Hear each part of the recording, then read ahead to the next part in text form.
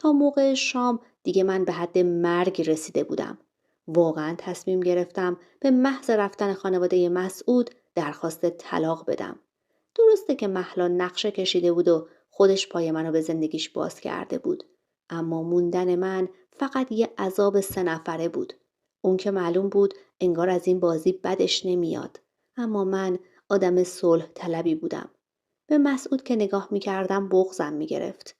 اولین بار بود تو زندگیم عاشق شده بودم، اما مطمئن بودم انقدر قوی هستم که بتونم از عشقم بگذرم و مسعود فقط پدر سارا باشه و بس. بعد شام مفصل و پرهزینه مهلا یه دعوای حسابی با جاریا و خواهر شوهرا سر شیطونی بچه ها راه انداخت. در واقع زن گنده بچه 4 ساله رو چون ژله ریخته بود رو مبلاش برده بود تو اتاق و زده بودش. بچه هم جیغ و داد کرد. حسابی آبروشو برد. مهلا هم هی میگفت من نزدمش و دروغ میگه. اما جای نیشگونش رو بازوی پسر کوچولو بود و بچه میگفت موهامم کشیده. خلاصه که بلوایی به پا شد. مهلا پشت مسعود پناه گرفته بود وگرنه که جاریام به خصوص مادر بچه حسابی میخواست از خجالتش در بیاد. من خودم که از لحاظ روانی داغون بودم. این دعواها هم بیشتر منو عصبی میکرد. دلم میخواست بچه‌مو بردارم و از همه اون آدما هزاران کیلومتر دور بشم. خواهرای مسعودم داد و بیداد میکردن. خدا رو شکر داداشاش صبورتر بودن و وساطت میکردن و در نهایت خانواده مسعود قهر کردن و گفتن شب با من بر میگردن که خونه من بخوابن. مسعودم که به شدت خجالت زده بود و ترسیده بود هی سعی میکرد پادرمیونی کنه. میترسید دوباره بعد 20 سال کینه ها از اول شروع بشه. خود مهلا هم انگار بدجوری ترسیده بود. زد زیر گریه و ابراز پشیمونی کرد. انقدر گریه کرد تا مادر مسعود رضایت داد که شب همونجا بخوابن. من دخالتی نکردم. در سکوت داشتم وسایل سارا رو جمع میکردم که بریم. مهلا بازوی مسعود رو گرفت و گفت مگه تو شب نمیمونی؟ مسعود جواب داد نه. هوری رو میخوام ببرم خونه. گفت خب اونم بمونه. مسعود گفت با بچه خونه خودش راحت تره. یهو مهلا رفت پیش مادر شوهرم و با بغض به زبون خودشون چیزی گفت. معلوم بود داره مظلوم نمایی و التماس میکنه. مادر شوهرم اخم کرد و به مسعود چیزی گفت. مسعود یکم باهاش بحث کرد، دید زورش نمیرسه. به من گفت هوری جان مامانم ناراحته. میخواد سارا پیشش بمونه. میشه شب بمونیم؟ تمام سلولای تنم داد میزد نه، اما رو در بایستی و خجالت نمیذاش احساس واقعیمو بگم. معذب و با بغض به مسعود گفتم میشه بریم تو اتاق صحبت کنیم؟ رفتیم تو اتاق. اشکم در اومد. از سر شب خیلی فشار روانی تحمل کرده بودم. مسعود بغلم کرد و با گریه بهش گفتم نمیخوام بمونم. امشب اصلا نباید میومدم. اینا خارج از تحمل منه. همش خواستم خانوادت سفر بدی نداشته باشن و با دل خوش برگردن شهرشون. اما دیگه طاقت ندارم. از سر شب دیدی که با من چه کرد. چقدر زخم زبون زد. چقدر تحقیرم کرد. انگار نه انگار که اون برای من نقشه کشیده. انگار من اومدم آوار شدم روی زندگی اون. مسعود همون جوری که سر منو نوازش میکرد گفت میدونم حق داری باشه. نمیمونیم. نمیخوام بیشتر ناراحت بشی. فقط گریه نکن. رفتیم بیرون. مسعود محکم گفت ما نمیمونیم. حرف از دهن مسعود در نیامده بود که مهلا علم شنگه‌ای به پا کرد. اون سرش ناپیدا. خودشو زد به قش. رفت چاقو برداشت بزنه به خودش. حرکاتی میکرد که من از وحشت نمیتونستم پلک بزنم. اعصاب همه رو ریخت به هم. دست آخر حتی من گفتم با آژانس برمیگردم خونم مسعود بمونه پیش خانوم. اما مسعود که از خجالت و ناراحتی رفتارای مهلا قرمز شده بود قبول نکرد. گفت من محاله بذارم این وقت شب زن و بچم با آژانس جایی برن. خلاصه جو بدی بود. داداش مسعود گفت من هوری و بچه رو میرسونم تا بحث تموم بشه. اما مسعود قبول نکرد. در آخر مادرش دست منو گرفت و یه چیزی به زبون خودشون شبیه خواهش گفت که من نفهمیدم. خواهر شوهرم گفت مامان میگه یه امشب و به حرمت موی سفید من بمون، فردا بعد صبحانه دست جمعی بریم. مادر مسعود که اینطوری گفت دیدم دیگه نمیتونم برای رفتن بیشتر پافشاری کنم. به اجبار گفتم باشه. مهلا که تا 2 دقیقه پیش خودشو کف سالن انداخته بود و جیغ و داد میکرد و مثلا میخواست خودشو بکشه، یهو قبراق پا شد و پیروزمندانه جای من و مادر شوهرم رو توی یه اتاق انداخت. سایر خواهر برادر رو طبقه بالا جا انداخت و خودشم دست مسعود رو کشید و برد تو اتاق خواب خیلی مجللشون. وقتی توی دوشک دراز کشیدم اشک بود که از چشمام میریخت. این اتفاقات خیلی سنگین‌تر از شونه‌های من بود. حس می‌کردم کمرم خم شده. تصور همخوابی مهلا و مسعود داشت منو دیوانه می‌کرد. 2 تا آرام بخش خوردم تا خوابم ببره و کمتر فکر کنم و قصه بخورم. ساعت 7 صبح بیدار شدم. از اینکه سارا برای شیر گریه نکرده بود متعجب بودم. یهو دیدم سارا توی جاش نیست. زیاد به خودم استرس ندادم. گفتم شاید آرام بخش خوردم. ساعت 4 و 5 صبح مسعود صدای گریه رو شنیده و اومده بچه رو برده. آروم بلند شدم و رفتم تو سالن. در اتاق خواب بسته بود. حیاط و آشپزخونه و اطراف خونه رو نگاه کردم. مسعود نبود. وحشت زده متوجه شدم 206 مهلا هم که توی حیاط پارک بود اون موقع صبح نبود. دیگه نتونستم خونسرد باشم. دویدم سمت اتاق خوابشون و بدون در زدن درو باز کردم. فقط مسعود روی تخت، اونم با لباس، خوابیده بود. با گریه صداش زدم که وحشت زده بلند شد گفت چی شده؟ گفتم سارا نیست، مهلا هم نیست. مسعود عین فنر از جا پرید. اول یه ذره گیج و منگ به من نگاه کرد. بعدش شروع کرد به داد زدن و مهلا رو صدا زدن. من ضعف کردم. پاهام دیگه یارای توان وزنمو نداشت و همونجا نشستم رو زمین. خبری از مهلا و سارا نبود. کل خانواده مسعود هراسون ریختن تو سالن. مهلا سارا رو برده بود و معلوم نبود به کجا. تو ذهنم فقط این میگذشت که به تلافی بچه‌مو میکشه. با اون سلیطه بازیایی که دیشب ازش دیده بودم مطمئن بودم یه بلایی سر بچه‌م میاره. همش فکر میکردم کارای دیشبش برای این بود که مسعود و جلوی چشم من ببره تو اتاق خواب تا زجرم بده. اما حالا میفهمیدم خیلی احمق بودم. اون برای بچم نقشه کشیده بوده. از شدت ترس و استرس غش کردم. چشم که باز کردم تو بیمارستان بودم. مسعود نبود. خواهر شوهرام بالای سرم بودن و گفتن مسعود رفته کلانتری شکایت بچه دزدی رو بکنه. داداشا و دامادا هم با ماشین راه افتادن تو خیابون و جاده ببینن پیداش میکنن یا نه. منم داشتم میمردم. زار زار گریه میکردم. تصور اینکه چه بلایی سر بچم بیاره داشت دیوونم میکرد. انقدر خودم و زدم و بیتابی کردم که دوباره به هم آرام بخش زدن و خوابالود شدم. ساعت 2-3 دوباره هوش و حواسم برگشت. مسعود با قیافه آشفته بالا سرم بود. تا دید چشمای من باز شده اومد جلو بغلم کرد. منم ناله می کردم. اونم همونطوری که با من گریه می کرد در گوشم گفت هوری بارداری تو رو خدا یکم آروم باش. وحشت زده نگاهش کردم و گفتم چی؟ گفت بارداری. دنیا رو سرم آوار شد. همین جوریش تو این زندگی گیر کرده بودم و حالا دوباره باردار بودم. فقط زار زار برای بخت سیاه هم گریه می کردم.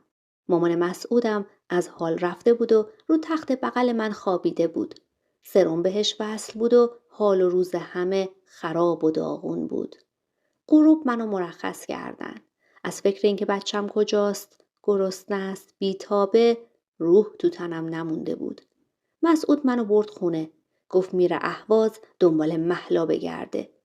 عین دیوونه ها یه ساک جمع کردم و گفتم منم میام. مسعود گفت بمون. شاید همینجا قایم شده باشه.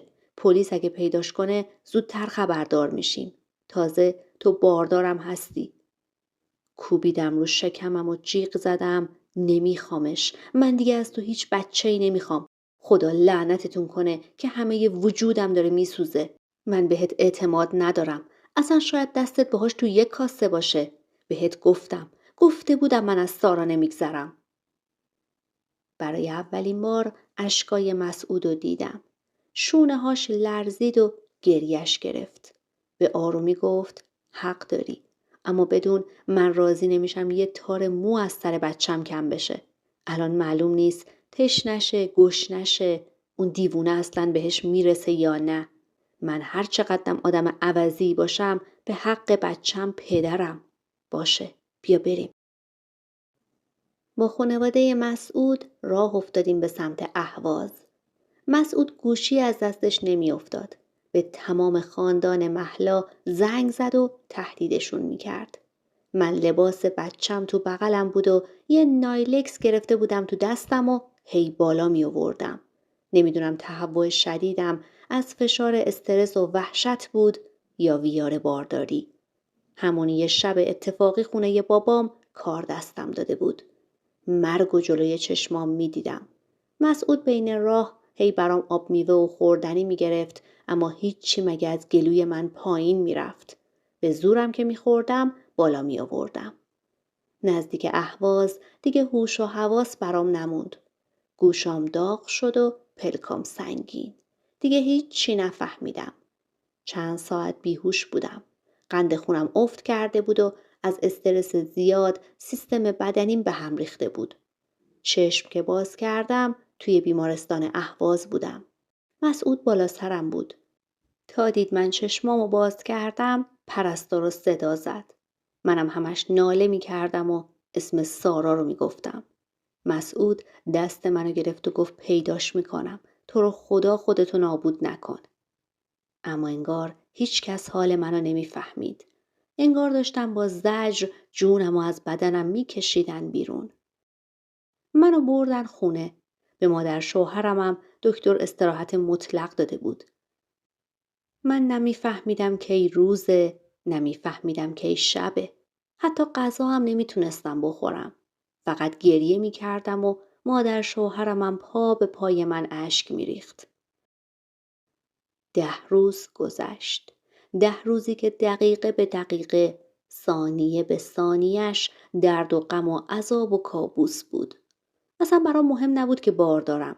فقط آرام بخشای قوی میتونست منو آروم کنه. وگرنه حتی به خودکشی هم فکر میکردم. حتی یه بار که به زور خواهر شوهرم بلند شدم تا قدمی بزنم که حالم عوض شه، یه لحظه مغزم قاطی کرد و میخواستم خودمو از طبقه دوم پرت کنم پایین. به سختی گرفتنم. دیگه هیچی و هیچ کس برام مهم نبود.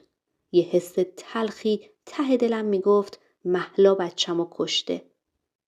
همش کابوس میدیدم که بچم مرده و من سر خاکشم. غروب جمعه زانوهامو بغل کرده بودم و لباس سارا رو انداخته بودم رو پاهام و صورتمو گذاشته بودم روش تا با بوی لباسش آروم بشم. 10 روزی بود نه نماز خونده بودم نه دیگه به چیزی اعتقاد داشتم. من تمام عمرم آدم بی آزاری بودم. حتی از خدا هم دلم شکسته بود. دیگه تحمل این همه بدبختی و رنج رو نداشتم. دوری بچم منو پیر کرده بود. حتی نداشتم صورتمو بشورم. حتی موهامو خواهر شوهرم برام شونه می کرد. به خانواده خودم هیچ حرفی از دزدیده شدن سارا نزده بودم و نمیخواستم بدونن مسعود 2 زن داره. خیلی خجالت میکشیدم. خاله طاهرم بنده خدا سکته کرده بود و بیمارستان بود. زهرا با جعفر صیغه کرده بود و علنی آورده بودش تو خونش و خرجشو میداد. اونم مفت میخورده و مفت میخوابیده و خاله از قصه بی‌آبرویی زهرا سکته کرده بوده. ظاهراً چند وقتم بیمارستان بستری بوده. با اون حال و اوضاع دلم نیامده بود بهش بگم بچه منم دزدیدن. ترجیح میدادم مثل همیشه بار بدبختی و غمم و خودم تنهایی به دوش بکشم. خسته بودم و اشک میریختم. سرم روی زانوهام بود و لالایی میخوندم. مسعودم تو این 10 روز آب شده بود. کل ساعت شبانه روز گوشی دستش بود و هر کیم به دروغ هر حدسی میزد میگفت شاید فلانجا باشه، مسعود با کله میرفت اونجا. هیچ احتمالی رو رد نمیکرد. هر روزم میرفتم در خونه پدر مهلا داد و بیداد میکرد. اما اینو برای من بچم نمیشد. همینجور داشتم گریه میکردم که یهو صدای بچم رو شنیدم. نفهمیدم چجوری بلند شدم و دویدم. البته پیش می اومد که توهم می زدم که صدای سارا رو شنیدم، اما این بار خیلی واقعی بود. دویدم سمت پله ها که برم توی حیاط. دم در سالن یهو خشکم زد. مسعود و داداشاش اومده بودن تو حیاط. بچه‌م پیششون بود. دیدن من حرکتی نمی کنم، خودشون سارا رو گرفتن سمت من. بدنم خالی کرد. از استرس و هیجان غش کردم. با بوی کاهگل و آبی که توی صورتم میپاشیدن چشمام باز شد. بچم پیشم بود. فقط گریه میکردم و بچم رو میبوسیدم. به نظر سالم بود اما کمی لاغر شده بود. اون لپای درشتش آب شده بود اما انگار حالش خوب بود. هرچی میبوسیدمش دلم آروم نمیگرفت. آخری مسعود سارا را از من گرفت گفت هوری کشتیش، آروم باش. جیغ زدم بده، تو رو خدا بچه‌مو بده، دیگه نمیبوسم. دید بیتابم. دوباره بچه‌مو داد. بوی عطر تن بچم منو زنده کرد. بعد اینکه سیر بوسیدم و بوییدمش گفتم کجا بود؟ گفت تو فرودگاه تهران گرفتنش. گفتم چی؟ گفت مهلا داشته با مدارک جعلی با بچه میرفته ترکیه. خدا رو شکر استرس داشته و حرکات غیرعادی انجام میداده. بهش شک میکنن.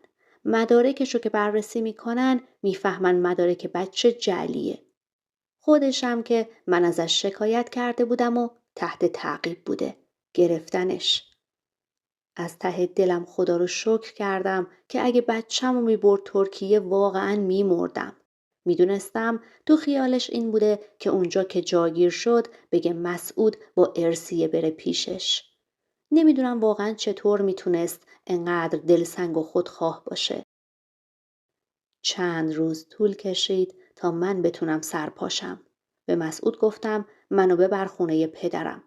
قبول نمی کرد. انقدر التماس کردم که کوتاه اومد.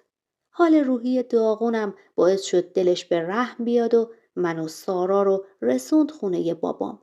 اما خودش نموند. برای پیگیری پرونده برگشت اهواز. خونه پدر من شاید خیلی کانون پرمحبتی نبود، اما حداقل امن بود. امنیت و آرامش چیزی بود که من به شدت بهش محتاج بودم. 1 هفته خونه پدرم موندم. با قلبی پر از درد و غم تصمیم نهاییمو گرفتم. مجدد به خانم جعفری وکالت دادم تا روی حق طلاق من اقدام کنه. به خودم فرصت دادم از مسعود و اون همه هیجان دور شم و تصمیم بگیرم. بچه توی شکممو نمیخواستم. دیگه طاقت موندن تو زندگی مسعودو نداشتم. بعد وکالت به وکیلم که واقعاً تلخ‌ترین لحظه زندگیم بود، ترکیبی از شکست و عشق ناکام، بدون اینکه به مسعود بگم بلیت گرفتم و برگشتم خونم. آقا سید خودش قبلا حیوانای منو خریده بود. به خاطر همین این مدتی که نبودم اوضاع خونه مرتب بود. روز اول فقط گردگیری کردم. زن و دختر سید همسایمون اومدن دیدنم. برام کشک بادنجون آوردن و اخبار روستا رو برام میگفتن. زهرا دیگه رسمی با جعفر زندگی میکرد. بچه هاشم قهر کرده بودن و رفته بودن شهر خونه خاله. اما برای زهرا هیچ کس به جز جعفر مهم نبود. جعفرم دیگه کار نمیکرد. صبح تا غروب تو خونه زهرا میخورد و میخوابید. دلم برای خاله طاهره خیلی میسوخت. تصمیم داشتم برم دیدنش. فردا صبح آژانس گرفتم و رفتم خونه خاله تا هم ببینمش، هم اگه شرایط بود سارا رو بذارم اونجا برم دنبال دکتر برای سقط بچه. رسیدم دم خونه خاله. دیدم خیلی شلوغه. از در که رفتم داخل دیدم همه دارن گریه میکنن. با نگرانی جلو رفتم، دیدم پارچه کشیدن رو صورت خاله. زانوهام سست شد. خیلی زن خوبی بود.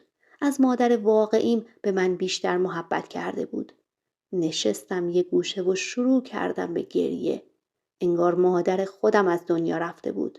همه میگفتن غم و شرمندگی کارای زهرا دغمرگش کرد.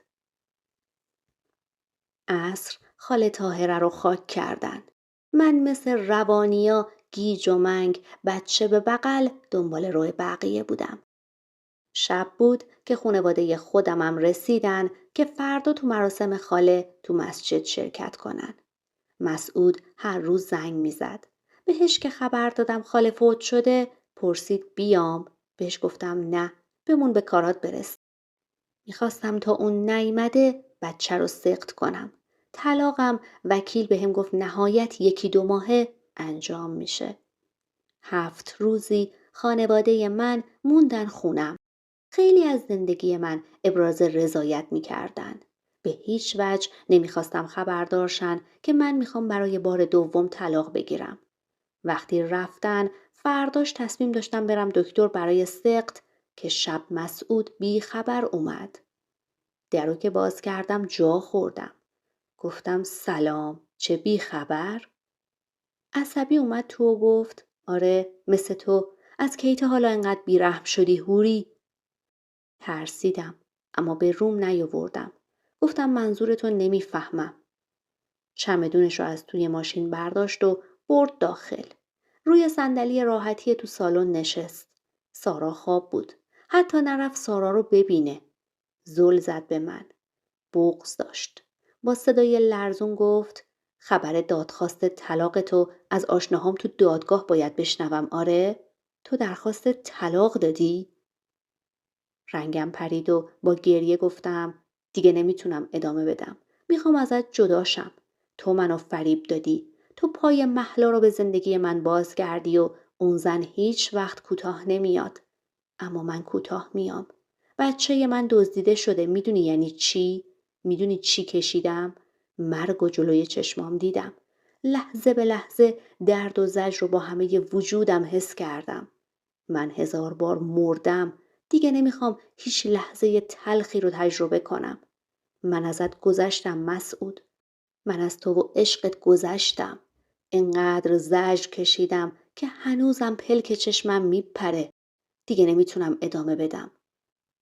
مسعود که با اندوه به هم نگاه میکرد گفت مگه سارا فقط بچه تو بود؟ مگه فقط تو درد کشیدی؟ من آدم نیستم؟ من عذاب نکشیدم؟ توی اون 10 روز 4 کیلو فقط وزن کم کردم. گفتم مسعود تمومش کن. از اول اشتباه بود. تو وقتی متأهل بودی بدون هیچ علاقه ای اومدی تو زندگی من از همه جا بی خبر. حالا هم دیگه شرایط درست بشو نیست. من که اعتمادی به تو ندارم و دیگه حتی از ریسمون سیاه و سفیدم میترسم. از طرفی تو مثل موم تو دست محلایی. گله‌ای ندارم. حرف 20 سال زندگیه. اما حق من نبود بی خبر منو بیارید وسط زندگیتون. حالا هم عین عروسک خیمه شب بازی منو به هر سازی برقصونید. مسعود گفت تو چی؟ تو که منو دوست داشتی. به همین راحتی تموم شد. تو حامله ای هوری. این حرفا چیه؟ چرا عذابم میدی؟ گفتم من نمیخوامش. مسعود من وحشت این که بچه هامو ازم بگیرید دیوونم میکنه. همین سارا رو با ترس و وحشت میبوسم. طاقت ندارم بشن 2 تا. ترس از دست دادن 2 تا بچه رو دیگه نمیتونم تحمل کنم. گفت چی میگی؟ کی بگیره؟ من میخوامش. هم تو رو هم بچه هامو. من دوستت دارم هوری. خسته بودم و اشکام همینطوری میریخت. ناله کردم مسعود تو رو خدا دست از سرم بردار. بذار در آرامش با دخترم زندگی کنم. من حتی خرج سارا رم ازت نمیخوام. فقط بذار از تو و از خانوادت و از محلا دور باشم. من فقط امنیت و آرامش میخوام. بلند شد اومد سمتم که بغلم کنه. نذاشتم. پسش زدم. گفتم نکن مسعود. من خیلی با خودم جنگیدم تا مطمئن شم راهی که انتخاب کردم درسته. تو همیشه به مهلا وصلی و مهلا آخرش زهرشو به من میریزه. این ترس آرامش منو گرفته. مسعودم به گریه افتاد. گفت دادخواست طلاق از مهلا رو دادم. نکن هوری. خونوادمونو از هم نپاشون. به سارا فکر کردی؟ اون باباشو میخواد. حتی اگه تو باباشو نخوای. گفتم هر روز بیا ببینش. لعنت به من اگه مانع بشم. دوباره گفت من دوست دارم هوری. حالم خوب نبود. خسته بودم و پر از استرس. جیغ زدم. باور نمی کنم. تو اگه منو دوست داشتی فریبم نمیدادی. اگه دوستم داشتی مهلا رو تو خونه من نمی آوردی. اگه دوستم داشتی منو زور نمی کردی تو خونه اون دیوونه بخوابم. مغزم سوت میکشه وقتی فکر میکنم منو بردی خونه هووم و باهاش رفتی تو اتاق خواب جلوی چشمم خوابیدی. صبحم که بیدار شدم دیدم اون بچه منو دزدیده. میدونی؟ بعضی وقتا تو ذهنم میچرخه شاید با هماهنگی تو سارا رو دزدید. بعد تو دیدی من دوباره حامله‌ام پشیمون شدی. من دیگه بهت اعتماد ندارم مسعود. منو بی کس و کار فرض کردید. منو ساده و احمق و بی پناه فرض کردید. ولم کن.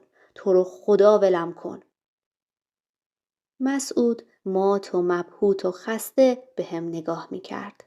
آهی کشید و گفت باهاش رفتم تو اتاق که شر به پا نکنه. شب مادرمو که بعد 20 سال پاش به خونه من باز شده بود و تلخ نکنه. اما من بهش دستم نزدم. اینقدر عصبیم کرده بود که فقط خوابیدم. فکر کنم اونم از لجش صبح بچه رو برداشت برد. ساعت و تاریخ شکایت من تو کلانتری هست. من وقتی ازش شکایت بچه دزدی کردم که اصلا خبر نداشتم تو حامله ای. تو قش کردی و تو بیمارستان بودی. بعد شکایت که من اومدم بیمارستان فهمیدم تو بارداری. از جیغ و صدای بلند حرف زدن من سارا بیدار شده بود و گریه می کرد. مسعود با چشمای خیس رفت بچه رو بغل کرد. هورمونام به خاطر بارداری حسابی ریخته بود به هم. عصبی و کلافه بودم. نشستم رو زمین و سرمو گذاشتم رو دستام. مسعود بچه رو خوابوند. چای درست کرد و برای من و خودش ریخت و آورد. گفت حق داری هوری. من تا زمانی که تو آرامش نگیری و خیالت راحت نشه حتی بهت دستم نمیزنم. فقط بذار توی یه خونه باشیم. زمان که گذشت شاید حال دلت خوب شد.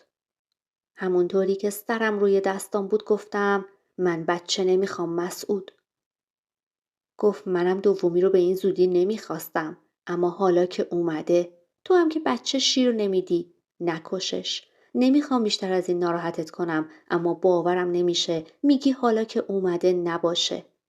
هوری بچه‌مو اگه سخت کنی دست بر نمیدارم. قانونی پیگیر بچم میشم. گفتم به نظرت چرا شیر من خشک شد؟ مسعود صداشو یکم برد بالا و گفت به خاطر من عوضی. قبول دارم. من همه ی حرفاتو قبول دارم. یه حماقتی شروع شد و یهو تبدیل شد به یه ماجرای بزرگ.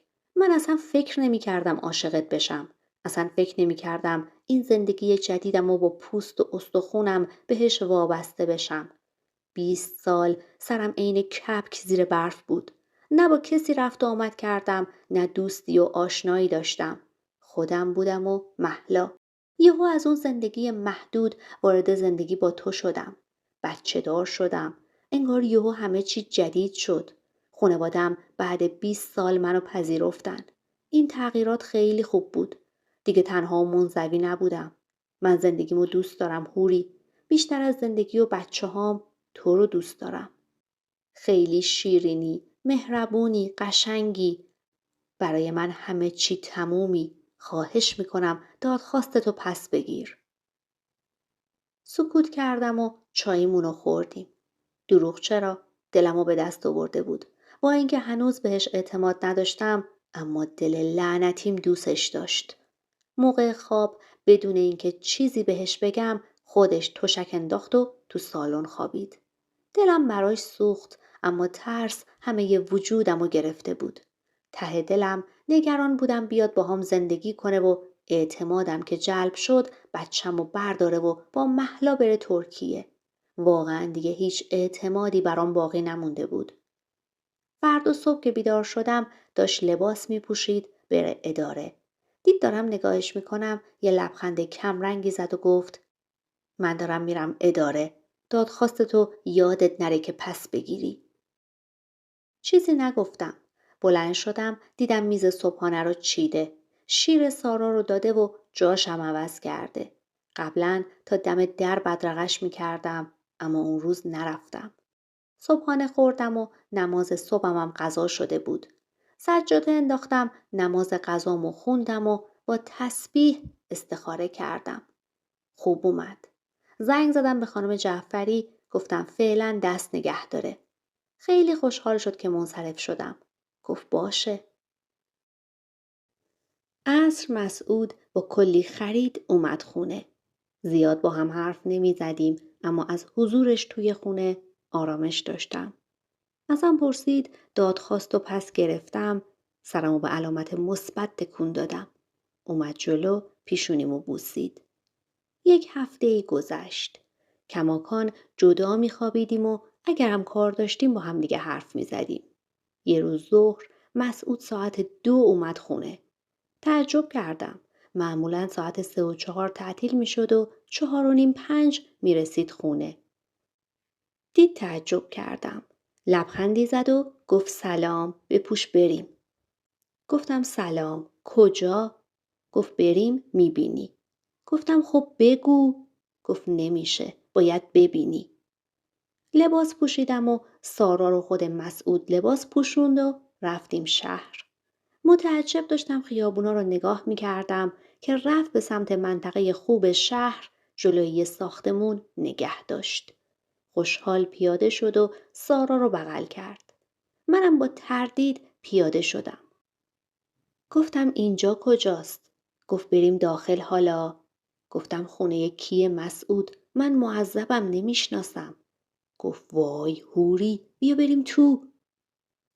مسعود کلید انداخت و در کمال تعجب من در رو باز کرد. در ویلایی میله میله رو باز که کرد یه حیاط مستطیل کوچیک جلوی ساختمون بود. بعدش 4 تا پله میخورد و در اصلی ساختمون دیده میشد. وارد شدیم. 2 طبقه بود. طبقه پایین 150 متر سه‌خوابه بود و اون سمت ساختمون حیاط باصفا و پردرخت همراه حوض قشنگی وسطش قرار داشت. طبقه دوم 120 متر بود و 2 خواب. متعجب همه جا رو نگاه کردم. خونه قشنگی بود. به مسعود که نگاه کردم دیدم با چشماش داره صورت منو برانداز میکنه تا نظر واقعیمو بدونه. گفت خوبه؟ گفتم اینجا کجاست؟ مال کیه؟ گفت طبقه اولو زدم به نام تو. طبقه دومم به نام خودم. خونه ماست. بخشی از زمینای ارثمو فروختم. گفتم به نام من؟ گفت آره دیگه به نام خانومم.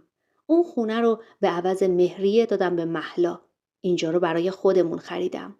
مادرم خیلی اصرار داشت برگردیم اهواز. حقیقتش من به خاطر تو قبول نکردم. به نظرم درسته که اینجا شهر غریبه اما احساس میکنم آرامش بیشتری داشته باشیم و تو تعطیلات و اینا هم میریم دیدن خونواده هامون. واقعا سورپرایز شده بودم. خیلی خونه بزرگ و آفتابگیری بود و محله خوبی هم داشت. خیلی خوشم اومده بود. مسعود با شوق گفت درسته که 15 سال ساخته اما اگه یه بازسازی کنم محشر میشه. تو بله رو بده از فردا بازسازی رو شروع میکنم. چشمام پر اشک شد. مسعود بغلم کرد و منم خودم رو تو بغلش رها کردم. دلم برای عطر تنش یه ذره شده بود. از اینکه رفتم تو بغلش و پسش نزدم خیلی خوشحال شد. خم شد که منو ببوسه. سارا بغلش بود و لب تو لب شدیم. انقدر هر دو دلتنگ بودیم که مسعود سارا رو گذاشت توی ساک خوابش. یه موکت پیدا کرد و بعد مدتها کف زمین روی یه تیکه موکت با هم دیگه بودیم. آخرش هم 2 تامون از وضعیتمون خنده امونمون رو گرفت. شامم رفتیم بیرون. هنوز توی سرم ترس و تردید و نگرانی موج میزد. اما رفتارای مسعود واقعا صادقانه و پرمحبت بود. بازسازی خونه 1 ماه طول کشید. طبقه بالاشم مسعود به یه زوج جوون اجاره داد. من 3 ماه باردار بودم که اسباب کشی کردیم اونجا. مسعود خانواده خودشو دعوت کرد. دست جمعی اومدن و 5 روز موندن پیشمون. اما خدایی چون من حامله بودم جز روز اول بقیه روزا خواهر شوهر و جاریام همه کارا رو میکردن. بعد از رفتن خانواده مسعود یه روز عصر بی خبر بابام و داداشم اینا اومدن خونمون. مسعود دعوتشون کرده بود. تو خونه جدید مسعود تمام لوازم خونه رو برامون نو خریده بود. خونه زندگی قشنگی برام درست کرده بود. بابا و مامانم فردای روزی که اومدن رفتن بازار. 6 تا علنگو کادو برای من خریدن و 4 تا هم برای سارا. جهیزیه‌ای که من از خونه مرتضی برگردونده بودم و بابام بعد رفتن من فروخته بود. حس کردم به جبران اون جهیزیه برام طلا خریدن. مادرم اینا هم 3 روز موندن و رفتن. قرار شد پا به ماه که شدم مامانم برگرده پیشم. زندگیم به آرامش رسیده بود. فقط پیغامایی که مهلا برام میفرستاد و تهدید میکرد آرامشم رو به هم میزد. خانواده‌اش با رشوه اعمال نفوذ قوی توی پروندهش داشتن و با قرار وثیقه آزاد بود. این به شدت منو میترسوند. با وجود دزدیدن بچه‌مون مسعود کامل مهریش رو داد و دادخواست طلاق داده بود. اما بخش مسخرش اینجا بود که قاضی دائم براشون جلسات مشاوره تعیین میکرد. مهلا هم 1 کلام توی جلسات مشاوره میگفت طلاق نمیخواد. با وجود من مشکلی نداره و میخواد که با مسعود زندگی کنه. مسعودم تو آخرین جلسه عصبی شده بود. داد و بیداد راه انداخته بود که اگه بچه‌مو ندزدیده بود شاید به حرمت 20 سال زندگی باهاش ادامه میدادم. اما دیگه نمیخوام باهاش بمونم. دیگه هم جلسه مشاوره نمیام. فقط طلاق. تمام این اتفاقات منو میترسوند. از یه طرف با شماره ناشناس مهلا پیام میداد و منو بچه هامو نفرین میکرد. از طرف دیگه همین که میدونستم آزاده و تو زندان نیست دلهوره داشتم. واقعا اعصابم ضعیف شده بود و کشش نداشتم. از وقتی هم که خاله فوت کرده بود دیگه خیلی احساس تنهایی میکردم. مسعود متوجه حال و روز روحی داغون من بود. اوایل ماه 8 بارداریم بودم. مسعود از اینکه بچه‌مون پسر بود واقعا ذوق مرگ شد. شب که منو بغل کرد تا مثل هر شب تو بغلش بخوابم در گوشم گفت یه سورپرایزی برات دارم که این بار میخوام جلوتر لو بدم. چرخیدم سمتش. شکم بزرگم افتاد وسطمون. گفتم چه سورپرایزی؟ خندید و گفت انتقالی گرفتم. رنگ از روم پرید. حاضر بودم جهنم برم و اهواز نزدیک مهلا نباشم. سری متوجه شد و منو بوسید. گفت نه اهواز نه، شهر باباتینا. چند ماهه که درخواست دادم و جوابش امروز اومد که موافقت کردن. میخواستم برم اونجا خونه بگیرم بعد سورپرایزت کنم. گفتم خوبه خودتو ببرم با سلیقه خودت خونه بگیریم. اشکم در اومد. از ته دل خوشحال شدم.